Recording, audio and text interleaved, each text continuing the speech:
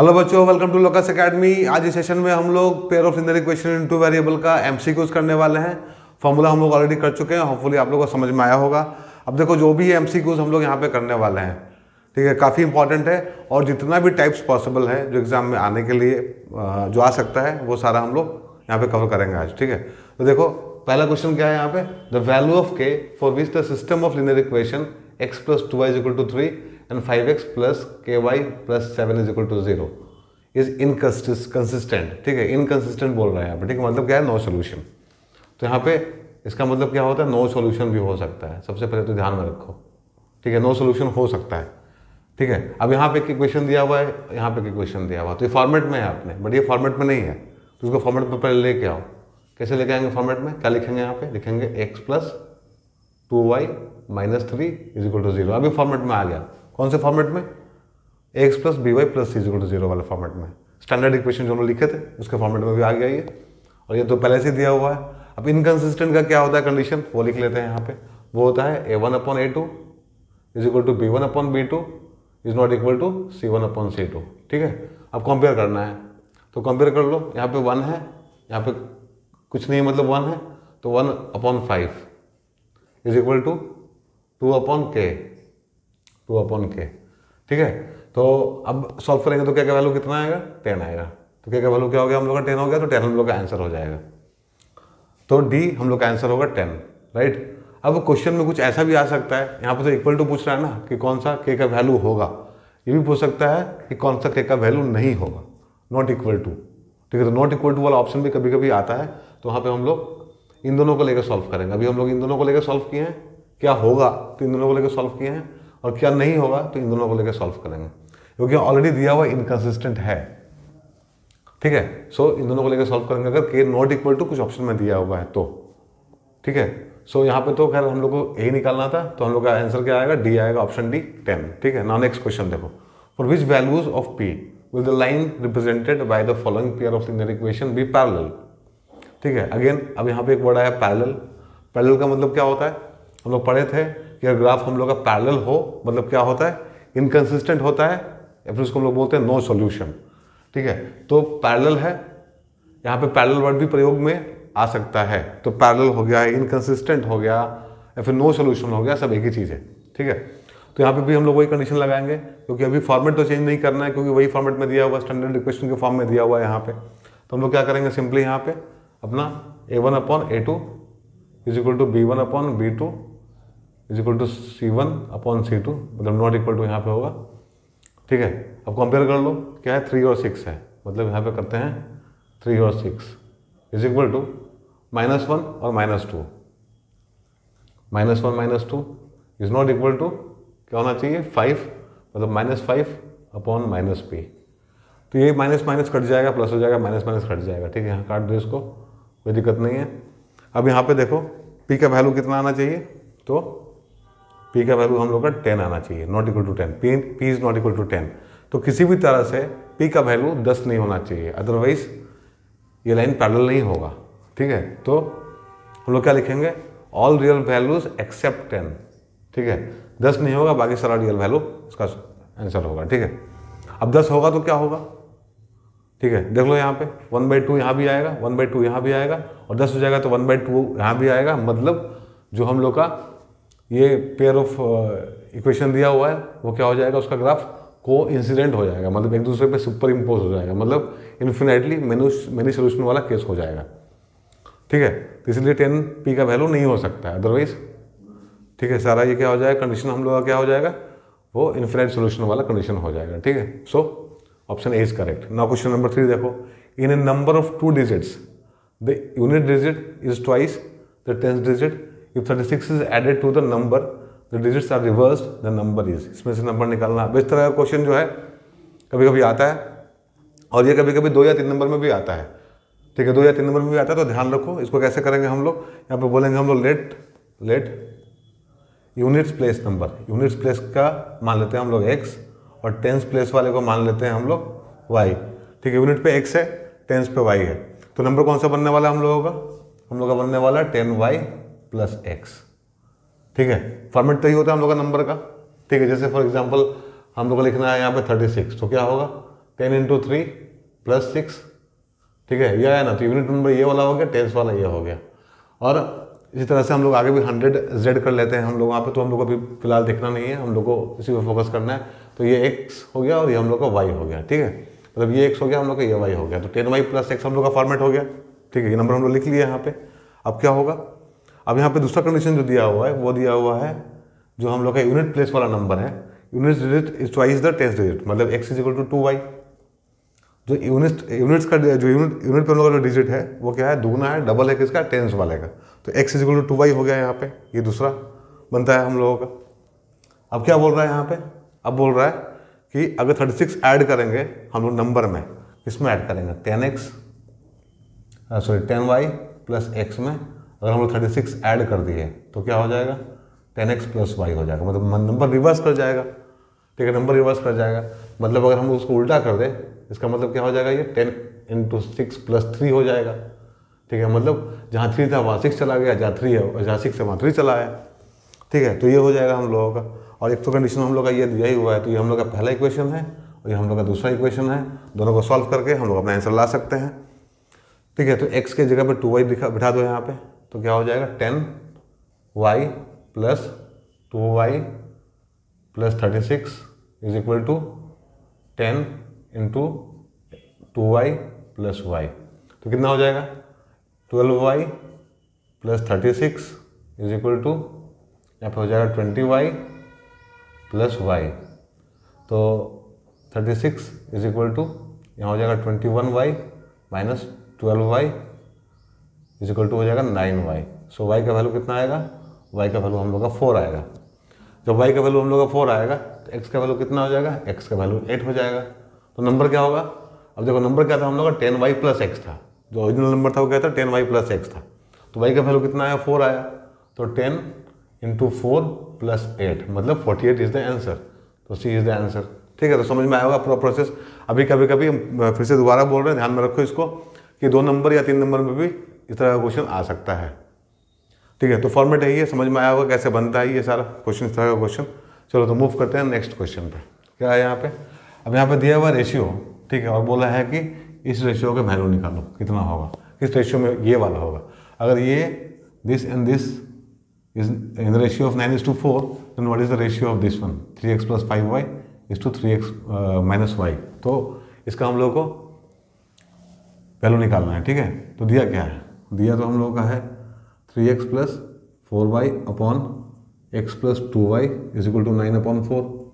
उस मल्टीप्लाई कर दो तो क्या हो जाएगा, 12x plus 16y is equal to 9x plus 18y।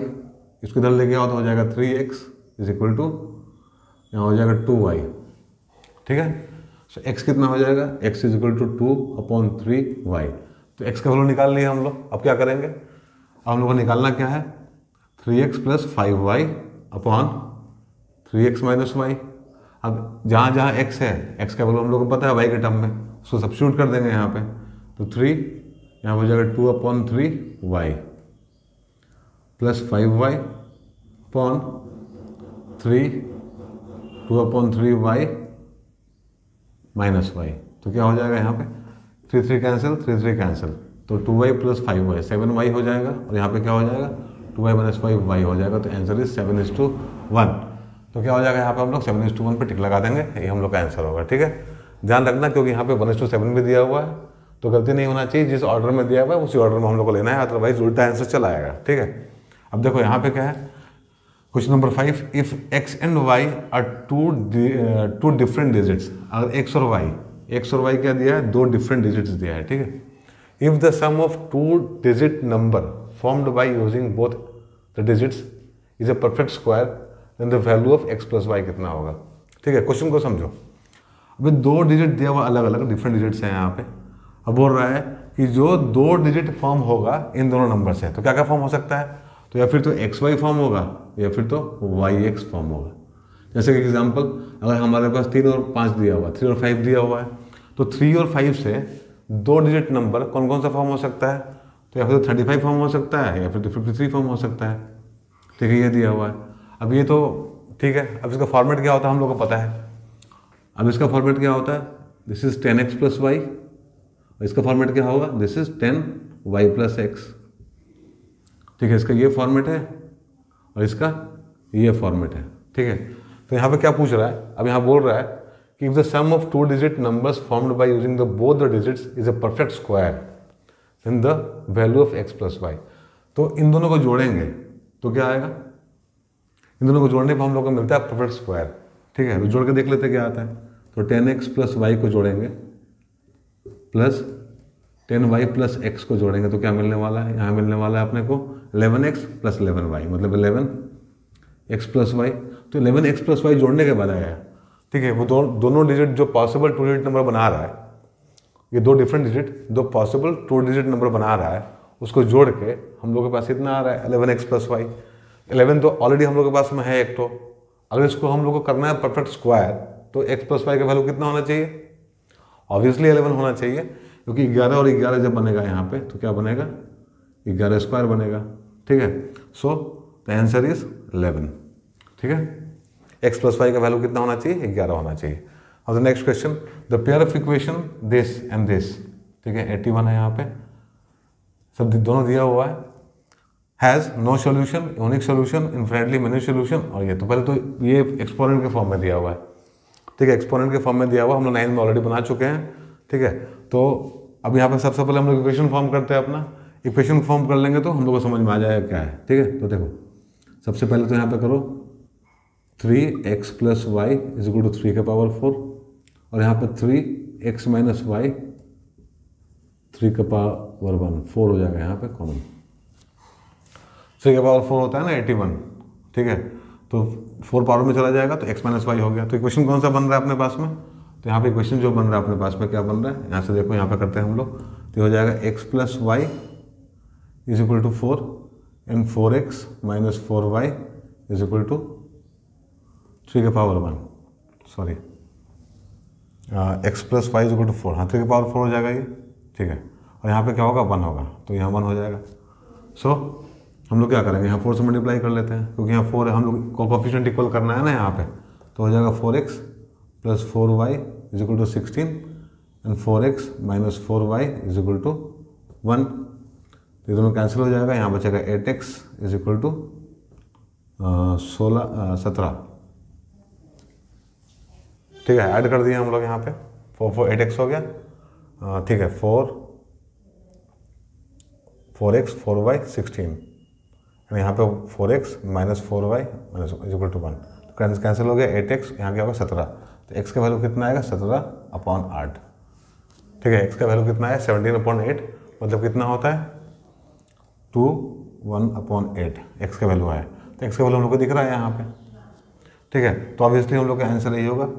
दूसरा y का वैल्यू निकालना सॉल्व करके किसी इक्वेशन में, इसमें या फिर इसमें, कहीं भी x का वैल्यू पुट कर देना, y निकल जाएगा, y का वैल्यू इतना ही आएगा। तो हम लोग का आंसर क्या होगा, D, ठीक है। क्योंकि ऑप्शन में ऑलरेडी दिया हुआ है ये, तो चेक करने का जरूरत नहीं है, जो ऑप्शन में दिया हम लोग को मिल रहा है यहाँ पे, ठीक है। तो फर्दर चेक करने का जरूरत नहीं है, लेकिन वैसे तुम लोग को y निकालना चाहिए, y निकाल के देखना एक बार कितना वैल्यू आता है, आंसर हम लोग का D होगा यहाँ पे, ठीक है। चलो तो मूव करते हैं अपने next set of question. Next question क्या है, question number 7, the pair of linear equations 2kx + 5y = 7 and 6x - 5y = 11 has a unique solution if, ठीक है। तो इसको सबसे पहले हम लोग स्टैंडर्ड फॉर्म में कर सकते हैं, बट दोनों जो वैल्यू है, यहाँ 7 यहाँ 11 उधर ही है, ठीक है, मतलब इक्वल टू के राइट साइड में ही है, तो हम लोग इसको ऐसे भी ले सकते हैं, ठीक है। तो यहाँ पे यूनिक सोल्यूशन है, तो कंडीशन क्या है उसके लिए, a1/a2 b1/b2 not equal to b1/b2, ठीक है। ये होता है कंडीशन यूनिक सोल्यूशन के लिए। अब इस पर वैल्यूज बिठाओ, अब यहाँ पे क्या है 2k है और यहाँ पे 6 है, तो यहाँ हो जाएगा 2k/6 is not equal to 5/-5, 5/-5। ध्यान से करना, लगे तो यहाँ पे पहले a1 a2 b1 b2 c1 c2 अच्छे से लिख लेना, कंफ्यूजन नहीं हो, ठीक है, अच्छे से लिख लेना, थोड़ा फास्ट करना है कैलकुलेशन, ठीक है।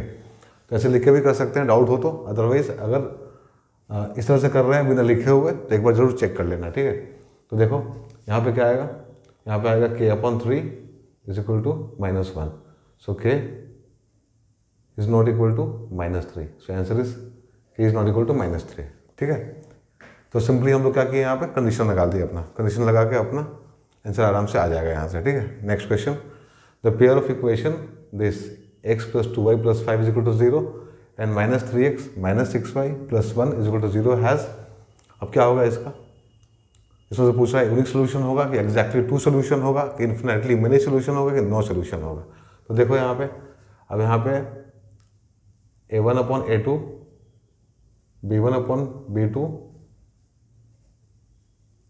एंड c1/c2, पहले ये निकालते हैं तीनों और देखते हैं क्या आता है। सो यहाँ पे आएगा 1/-3 पहला आया, दूसरा कितना आएगा 2/6, मतलब अगेन -6 है वहाँ पे, तो ये भी हो जाएगा -1/3, और ये कितना है 5/1, 5/1, तो 1/-3, 1/-3 और 5/1, मतलब कौन सा है ये, a1/a2 = b1/b2 is not equal to c1/c2। Condition किसका है ये, नो सोल्यूशन का। आंसर क्या होगा हम लोग का, नो सोल्यूशन होगा, ठीक है। If a pair of linear equation is consistent then the line will be, यहाँ पूछ रहा है कि कंसिस्टेंट होगा तो लाइन कैसा होगा। तो याद करो, रिकॉल करो कि कंसिस्टेंट का मतलब क्या होता है, मतलब होता है कि सोल्यूशन है, ठीक है। और इनकंसिस्टेंट का मतलब क्या होता है, तो उसका मतलब होता है नो सोल्यूशन है। सो इनकंसिस्टेंट का मतलब नो सोल्यूशन और कंसिस्टेंट का मतलब सोल्यूशन है। अब सोल्यूशन अगर है तो दो तरह का हो सकता है, या फिर तो यूनिक होगा या फिर तो इन्फिनेटली मेनी होगा। तो लाइन कैसा होगा, इंटरसेक्टिंग होगा या कोइंसिडेंट होगा, ठीक है। सो आंसर इज इंटरसेक्टिंग और कोइंसिडेंट, ठीक है। ये दोनों में से कुछ भी हो सकता है, क्योंकि दोनों केस किसका है, कंसिस्टेंट का ही है। ओके, ठीक है। मूव करते हैं नेक्स्ट क्वेश्चन पे, question number 10। The pair of equation y = 0 and y = -7 has, क्या लिख रहा है, 1 solution, 2 solution, infinitely many solution और नो सोल्यूशन, ठीक है।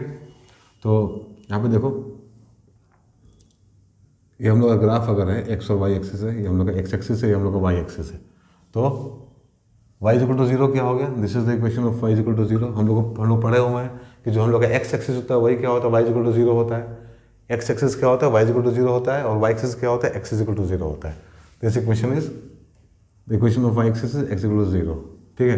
और दूसरा क्या बोल रहा है, y = -7, तो y पे -7 यहाँ पे हो सकता है, ठीक है। और यहाँ पे अगर हम लोग लाइन ड्रॉ करते हैं, ग्राफ बनाते हैं इसका, y = -7 को इस तरह से ग्राफ बनेगा, that is parallel to x axis. So y = something मतलब पैरेलल टू x एक्सिस। तो y से ये ग्राफ किसका हो जाएगा, y = -7 का हो जाएगा, -7 का हो जाएगा। अब ये दोनों लाइन क्या है, ठीक है, जो y = 0 है और y = -7 है, वो क्या है, दोनों पैरेलल लाइन से।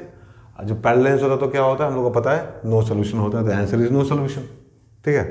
Now the next question, the pair of equation x = a and y = b graphically represents line which are, अब x = a दिया हुआ है, y = b दिया हुआ बच्चा, तो यहाँ पे क्या करेंगे हम लोग, x का वैल्यू क्या है, मान लो a यहाँ पे है, और y का वैल्यू b कहाँ पे, यहाँ पे है।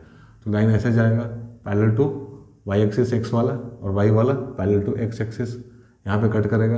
तो दिया ही हुआ है x का वैल्यू कितना है, यहाँ से यहाँ तक a है और यहाँ से यहाँ तक b है, उसका कोऑर्डिनेट कितना हो जाएगा, a और b हो जाएगा, मतलब इंटरसेक्ट क्या हो जाएगा, इंटरसेक्टिंग एट a b।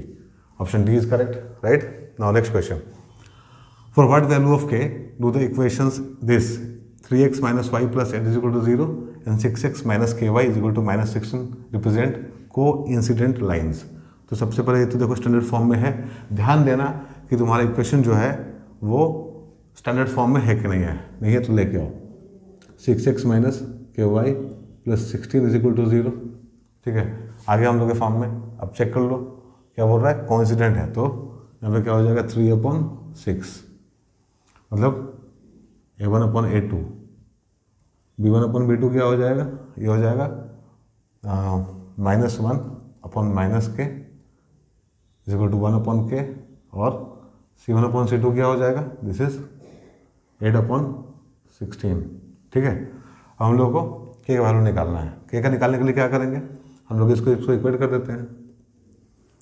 क्या आएगा, यहाँ पे आएगा 1/k = 8/16, मतलब k = 1/k = 1/2, सो k = 2।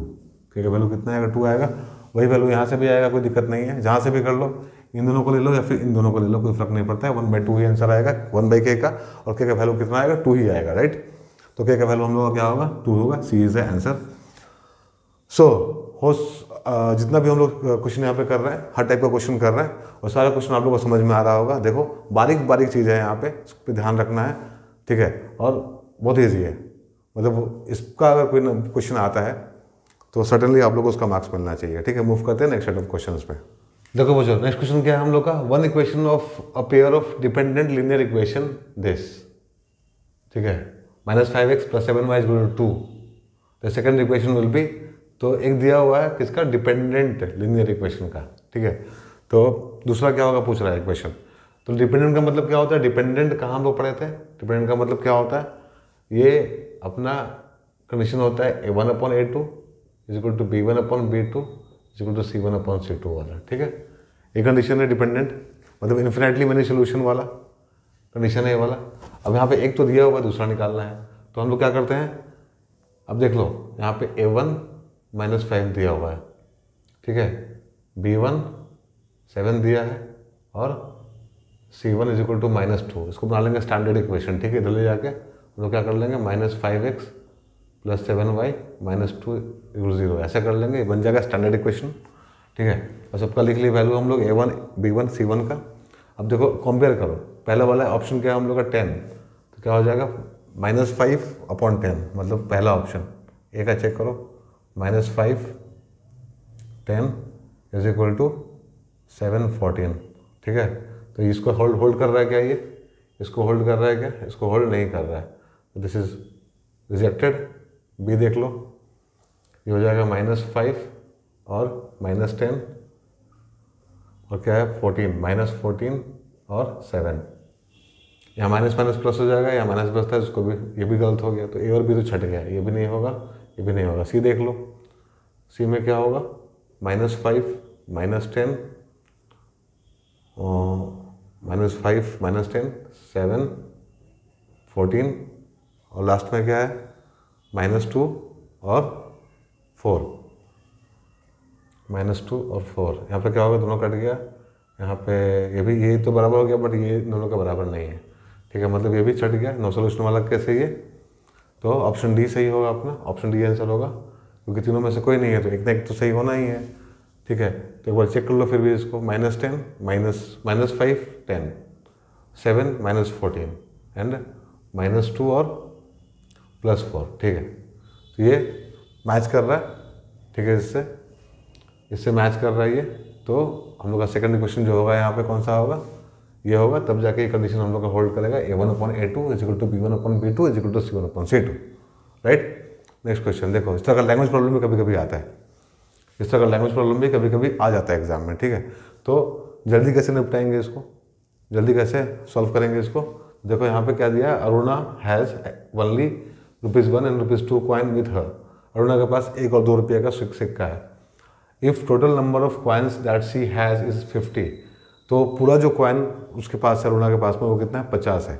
मतलब क्या, अभी मान लो ये x है और ये y है, ₹1 वाला x मान लो, ₹2 वाला y मान लो। तो बोल रहा है यहाँ पे x + y, मतलब सिक्का को मिलाएंगे, दोनों सिक्का का जो क्वांटिटी है उसके पास कितना है 50 है, तो 50 टिक लिया यहाँ पे। तो पहला इक्वेशन हो गया अपना। दूसरा क्या बोल रहा है, and amount of money with her is ₹75। तो जो रुपया है उसके पास में पूरा मिला के अमाउंट जो है वो कितना 75 रुपया है। तो 1 रुपया का कॉइन कितना x है, तो 1 × x हो जाएगा, और 2 रुपया का कॉइन कितना y है, तो 2y हो गया पूरा पैसा। ये रुपया है ना पूरा का पूरा, 1 रुपया गुना x, जितना रुपया था उससे वो आ जाएगा, और 2 रुपये से जितना रुपया उसके पास बनता है 2 × y हो जाएगा। सब मिला के कितना है 75 रुपया उसके पास में है, ठीक है। तो x + 2y = 75 आ गया, ठीक है। अब यहाँ पे क्या करेंगे हम लोग, ये 2 है मान लो, अब हम लोग यहाँ से अगर 2 - 1 कर लेते हैं, ठीक है, तो क्या आएगा, यहाँ आएगा x + 2y - x - y = 75 - 50। तो यहाँ से x कैंसिल हो गया, यहाँ हो जाएगा y = 25। तो y का वैल्यू कितना है 25, और यहाँ पे क्या है देखो, नाउ फ्रॉम 1 x = 25। तो आंसर इज डी, 25 and 25। समझ में आया कैसे निकालते हैं। ठीक है, बहुत अच्छे से निकाल लिए। अब ये क्वेश्चन 2 या 3 नंबर में भी आ सकता है, ठीक है। तो कैसे अप्रोच करेंगे, देखो कॉइन जो नंबर दिया है कॉइन का, उसको दोनों को ऐड करके नंबर निकाल लिए, और कॉइन में अगर अमाउंट ऐड करेंगे, मतलब क्वांटिटी ऐड कर लेंगे, मतलब 1 रुपया गुना एक्स कॉइन, 2 रुपया गुना वाई कॉइन, तो अमाउंट निकलता है, ठीक है। तो उसको ध्यान में रखना। नेक्स्ट क्वेश्चन क्या है, ये और ये दिया हुआ है क्वेश्चन, और ये 2 ही क्वेश्चन दिया है, और x प्लस वाई का वैल्यू निकालना है। तो क्या करेंगे यहाँ पे 217, देखो यहाँ जो x का कोफिशिएंट है यहाँ पे y का है, यहाँ जो y का है यहाँ पे x का है। तो इस तरह का जब भी क्वेश्चन रहे तो प्लस और माइनस करके हम लोग सॉल्व कर सकते हैं, ठीक है। बट यहाँ पे क्योंकि ऑब्जेक्टिव में दिया हुआ है तो इसको सिंपली क्या करो, ऐड करके देखो क्या होता है। मतलब इसको 1 मान लेते हैं, इसको 2 मान लेते हैं, और हम लोग 2 को 1 से जोड़ देते हैं। तो क्या मिलेगा हम लोगों को, तो ये मिलेगा 7 और 1 8, जोड़ लो यहाँ पे, 8 हो गया, 3 और 1 4, 2 1 3, इतना हो गया। ये भी कितना हो जाएगा, ये भी हो जाएगा 348 x।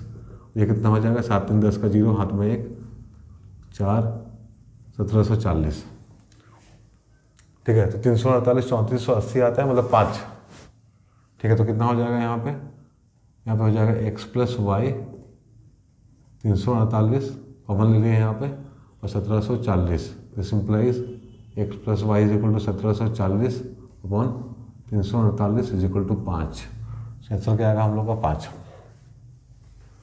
ठीक है। आंसर क्या आएगा 5। यहाँ से अंदाजा लगा सकते हैं ना, 8 5 जा 40 होता है, 40 है, ठीक है। तो वहाँ से अंदाजा लगा के हम लोग बोल सकते हैं आंसर हम लोग क्या होगा 5 होगा, ठीक है। तो कैसे करना है समझ में आया। अगर पूरा सॉल्व करने के लिए आएगा तो एक बार जोड़ देना, एक बार माइनस कर देना, मतलब सब्ट्रैक्शन कर देना, एक बार एडिशन कर देना, और जो 2 बचेगा दोनों से दो ही क्वेश्चन हम लोग को मिलेगा, उसको सॉल्व कर देना। अल्टीमेटली x प्लस वाई और x माइनस वाई के फॉर्म में मिलता है, ठीक है। तो वैसा कर सकता है, या फिर सब बहुत दिक्कत है तो जो हम लोग सीखे हैं कोफिशिएंट को इक्वल करके सॉल्व करने वाला, वो कर सकते हैं हम लोग, ठीक है। नाउ नेक्स्ट क्वेश्चन क्या है, the father's age is 6 times his son's age. Now according to question, father चाहे ऐसा मान लो, फादर का जो एज है कितना है x है, और सन का जो एज है वो कितना है y है, सन का। तो यहाँ पे अगर सब्जेक्टिव में आया, अगर लिखने के लिए सॉल्व करने के लिए आया, तो यहाँ सबसे पहले एज्यूम करना है, let the father age be x and let the son's age be y, ऐसा करके एज्यूम करके सॉल्व करना है। बट यहाँ पे क्या है, MCQs में है, तो हम लोग क्या करेंगे, सिंपली यहाँ बोल देंगे x प्लस वाई, मतलब x इज इक्वल टू, यहाँ पे लिखो x is equal to 6y, x is equal to 6y बोल देंगे, ठीक है। Father's age 6 times, son's age. Now क्या दिया हुआ है यहाँ पे, 4 साल के बाद में, अकॉर्डिंग टू क्वेश्चन 4 साल के बाद में क्या है, फादर का एज कितना हो जाएगा x प्लस 4, सन का एज कितना हो जाएगा y प्लस 4, 4 साल के बाद में, ठीक है। तो x plus 4 is equal to 4 years है, the age of father will be 4 times, 4 गुना हो जाएगा बेटा के एज से, ठीक है। तो x का तो दिया ही हुआ है, सब्स्टिट्यूट कर दो, तो क्या हो जाएगा यहाँ पे 6y plus 4 is equal to 4y plus 16, ठीक है। इसका वैल्यू कहाँ डाल दिया हम लोग, यहाँ डाल दिए x में, ठीक है। तो क्या आया 2y is equal to 16 minus 4 is equal to 12, so y is equal to कितना हो जाएगा 6। तो सन का एज कितना हो गया, son let then son's age is equal to 6 years and father's age is equal to कितना आया, 6 गुना था ना, तो 6 into 6 is equal to 36 years, ठीक है। तो इस तरह से इसको निकालना है, बहुत सिंपल है। कंडीशन दिया रहता है, लैंग्वेज को समझने का जरूरत है, उसमें मैथ्स का कोई गलती नहीं है, उसमें गलती अगर किसी का है तो हम लोग के इंग्लिश का है, ठीक है। तो हम लोग को समझना पड़ेगा लैंग्वेज में, लैंग्वेज प्रॉब्लम का सेक्शन भी हम लोग करेंगे यहाँ पे, मोस्ट इंपॉर्टेंट क्वेश्चंस का, मोस्ट एक्सपेक्टेड क्वेश्चंस का, लैंग्वेज प्रॉब्लम लीनियर क्वेश्चन का करेंगे हम लोग यहाँ पे। बट उसमें जो भी खेल है किसका है, इंग्लिश का है, उसमें मैथ्स का कोई लेना देना नहीं है। अगर हम लोग लैंग्वेज को डिकोड करके इक्वेशन बना लिए तो आराम से उसको सॉल्व कर पाएंगे, ठीक है। चलो मूव करते हैं, कुछ क्वेश्चन और करना है हम लोग को असर्शन रीजनिंग पे, वो कर लेते हैं, ठीक है। असर्शन रीजनिंग में हम लोगों को क्या करना है, 2 क्वेश्चन लिए हैं यहाँ पे, सारे सेशन में किए हैं हम लोग इस तरह का क्वेश्चन, ठीक है। तो यहाँ पे 2 क्वेश्चन लिए हैं, तो ये 4 ऑप्शन दिया हुआ है, ठीक है, और ये दोनों के लिए वैलिड है, ठीक है। इसमें ऐसा होता है कि यहाँ पे असर्शन है और रीजनिंग है, तो ए और आर उसको नाम दिया है वहाँ पे। तो पहला ऑप्शन क्या है, A and R true and R is the correct explanation of A. दूसरा क्या है, A and R true and R is not the correct explanation of A. A is true, R is false, A is false, R is true. ठीक है, तो इस तरह का option सब में दिया रहेगा इस तरह का क्वेश्चन में, और हम लोग को यहाँ जस्टिफाई करना है अपने आंसर को, असर्शन ट्रू है कि रीजन ट्रू है, या फिर ये इसका करेक्ट एक्सप्लेनेशन है कि नहीं है। तो देखो पहला question, pair of linear equation this 9x + 3y + 12 = 0 and 18x + 6y + 24 = 0 have infinitely many solution. क्या ऐसा सही है? तो देखो a1/a2 = b1/b2 = c1/c2। अगर ऐसा है तो सही है। ऐसा है क्या? यहाँ पर 9/18 = 3/6 = 12/24, बिल्कुल सही है। ये भी 1/2 आ रहा है, ये भी 1/2 आ रहा है, ये भी 1/2 आ रहा है, तो ये तो ट्रू हो गया। ठीक है, रीजन क्या है? Pair of linear equation this and this have infinitely many solution if this condition is absolutely true. बिल्कुल सही है ये। इसका मतलब क्या है? ये भी सही है, असर्शन भी सही है, रीजन भी सही है, मतलब और इसको एक्सप्लेन भी कर रहा है, तो यार ऑप्शन ए इज करेक्ट। तो यहाँ पे क्या है? ऑप्शन ए सही होगा। ठीक है, तो हम लोग ऑप्शन ए में टिक लगाएंगे यहाँ पे। ठीक है, और नेक्स्ट क्वेश्चन देखो, assertion x + y - 4 = 0 and 2x + ky - 3 = 0 has no solution if k = 2। No solution का कंडीशन क्या होता है? k = दिया हुआ ना, तो एक इक्वल टू वाला होता है, एक अनइक्वल टू मतलब अनइक्वल वाला होता है। ठीक है, तो सबसे पहले तो यहाँ लिख लो a1/a2 = b1/b2 ≠ c1/c2। ठीक है, ये रहता है अपना। तो यहाँ पे क्या है? 1/2, देखो 1/2, यहाँ क्या आएगा? 1/k = 1/k is not equal to -3 -4/-3 -4/-3। ठीक है, यह आया। अब यहाँ पे अगर देखें हम लोग इक्वल टू वाला लेना है हम लोगों को, तो k = 2। ठीक है, प्रॉपरली आ रहा है ये, मतलब इक्वल टू वाला है। अनइक्वल टू अगर पूछा तो क्या बोलते हैं हम लोग? यहाँ बोलते हैं k = 3/4 नॉट इक्वल टू। ठीक है, 3/4 ऐसा बोलते हैं हम लोग। ठीक है, बट ये पूछ रहा है तो ये हम लोग का सही होगा, मतलब ये ट्रू। ये पूछ रहा है तो मतलब ये ट्रू होगा हम लोगों का। और ये जो रीजन है a1x + b1y + c1 = 0 and a2x + b2y + c2 = 0 are consistent if this is absolutely true, but this is not the correct explanation of A. So option B is correct. ठीक है, ट्रू तो है बट बी इसका मतलब are इसका correct explanation नहीं है ए का। सो यहाँ पे जो ऑप्शन बी होगा हम लोग का, both A and R are true and R is not the correct explanation of A is the option. Fine, चलो तो ये सेशन हम लोग का कंप्लीट हो गया। होपफुली इससे काफ़ी कुछ सीखिएगा आप लोग, और एग्जाम में काफ़ी हेल्पफुल होगा आप लोग के लिए। ठीक है, हम लोग नेक्स्ट सेशन करेंगे फॉर्मूला रिविजन का। ठीक है, और फिर MCQs का, अपने क्वाड्रेटिक इक्वेशन का। तब तक के लिए अपना ध्यान रखो, अच्छे से पढ़ाई करते रहो। Bye, take care.